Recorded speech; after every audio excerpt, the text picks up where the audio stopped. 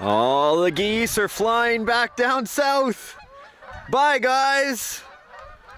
Well, I've been waiting for a nicer day for weather for a little while, and unfortunately, I'm still waiting. Very cloudy, very cold, and I gotta say, my friends, instead of waiting to go out for the TRiBUTE, I have something new for us.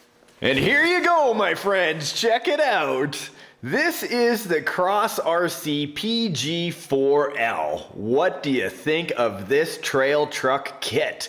This is actually a dually tired truck, so dually tires on the back, a long box, hard body, but I'll get into all that in a moment. I just want to say, what better way to celebrate 1 billion total video views to RC Adventures? Guys, to all the viewers that helped make that possible, thank you so much. I'm glad you guys have been inspired. It's been a very humbling experience to make this show for you and really kind of showcase the fun that you can have with the radio control hobby. Now, let's talk about where I got this. I was down at one of my local hobby stores called Action Hobby in Calgary, Alberta. This actually, it looks like it's quite a high price at $5.49, and it really is. But our Canadian dollar and how the currency trading is going on right now, this is what I can expect to pay for a kit like this. I haven't worked with Cross RC before. I don't know anything about the quality on the inside.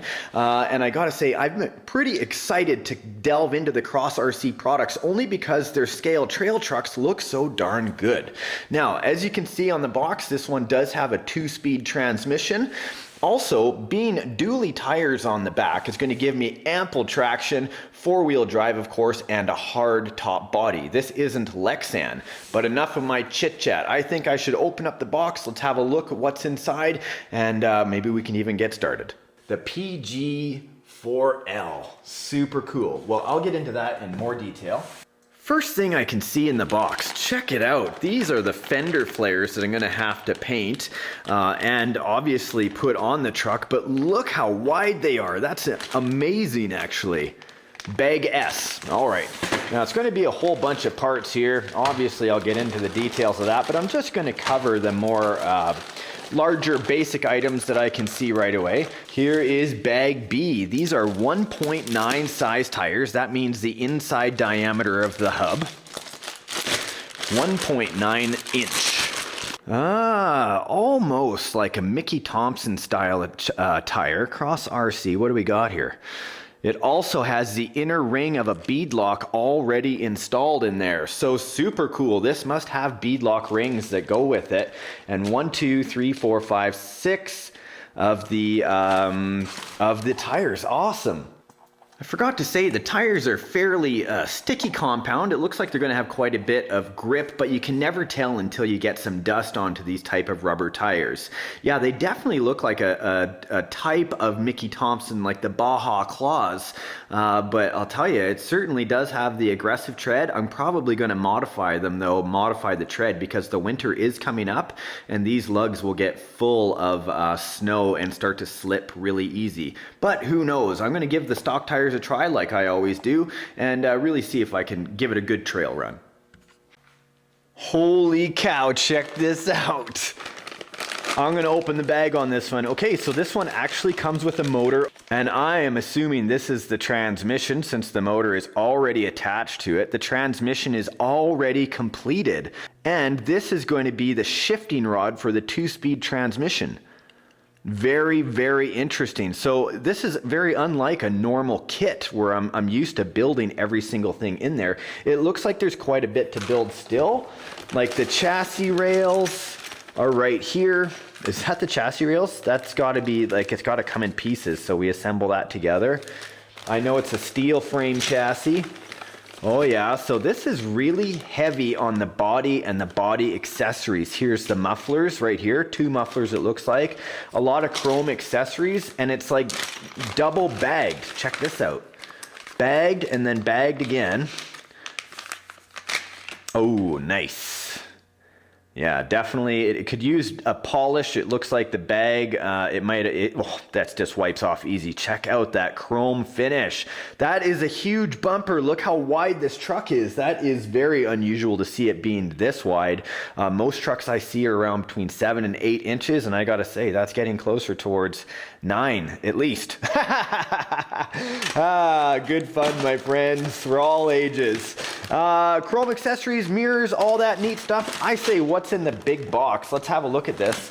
I haven't seen the sound kit yet, but let's have a look inside and see what there is. Bum, bum, bum, bum, bum, bum. Holy cow. This top cab is huge. Holy cow, this is one of the largest scale trucks I have already right out of the box, I can tell. In fact, I'm gonna get a tape measure and see how large that body is. Okay, outer fender, which it already has a flare on it. So we are looking at 10 inches exactly from outer flare to outer flare. The length, 13 inches. Wow. And of course, might as well, about 6.5 inches tall. Now that bumper comes in 9.5 inches. So it's gonna wrap around a little bit. Let's open this up so you guys can have a little look at it here. Unboxing the next project. Look at this. And the mirror, the inside glass, it is plastic. It's hard plastic. It's already tinted. And it already has the 3M transfer tape on the top to help you screw it into the top of the cab. That is fantastic. Wow. Okay, very, very cool. Let's keep going. Delving deeper and deeper into the box. It looks like differential gears here. Also the shocks. This is a whole bag of goodies here, and even on the top it says metal. It looks like each bag is clearly marked. I wonder how it's going to do in the instruction book, if it's going to meet up with the bags. Hopefully it does. And the bearing kits. I'm going to try and do a bearing soak in proper lubricant to make sure the inner bearings here really are as water resistant as possible. Because I can see this is, what are they, all steel? Possibly, but all these bearings, they're going to need to be protected because they're going to rust right away. So I'll get on that. Also, here is the start of, this is the whole lighting system. I thought it was just the start of it, but when I flipped it over, I could see the control board. Holy cow, and most of it's already plugged in for you. Wow, I can't believe how much actually goes to this truck, but how much they have already done. So really, I guess a lot of the hard work may be already done, even though I have a blast putting these things together. I don't know if I can call it work, but yeah, so cool. So here are the bead locks. They are metal. A lot of people may not know what bead locks are. I've covered it on the show quite a few times. They have this in full size as well. A bead lock is really, let's see this tire here. This tire has an inner rim. This inner rim is actually called the bead. The bead lock itself actually has this inner ring. Also, the back side of the hub and the front side of the hub. And as they push together, these form together to pinch that bead into the ring. So it's a sealed tire, which is really awesome, especially if you're going in water and mud and snow and ice and the rest of that kind of stuff. Kind of element proofing it to a certain degree. And then right down to the bottom, looks like I got a small jumper here. Got to be careful I don't lose that. It's got to be important if it's in there. Got my, looks like it's a chassis protection tray for underneath the truck. And dun dun dun dun dun, the back box.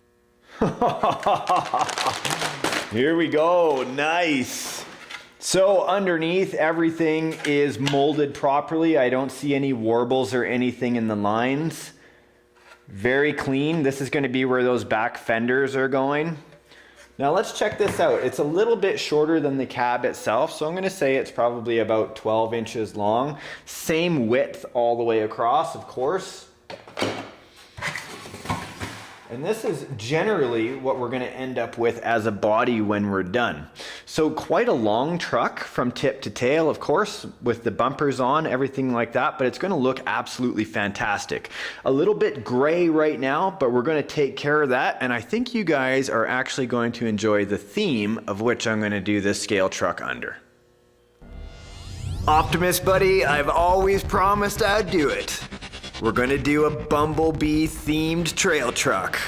I think this one is actually the perfect candidate. When I saw the front of the box, let's go back down to the instruction book here.